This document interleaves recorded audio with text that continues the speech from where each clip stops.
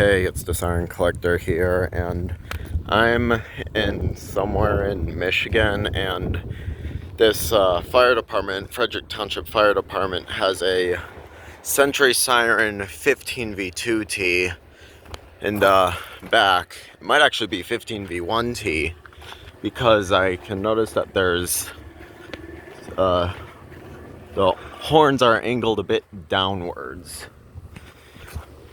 15V2Ts usually have straight horns, while the other one has horns that are tilted down. Also has a very big mount, maybe even a little bit bigger than I would think, but it is a large siren, and then you can walk around it pretty well, I guess. So yeah, the ID thing is right there. I did not sleep well, so sorry that I sound so tired.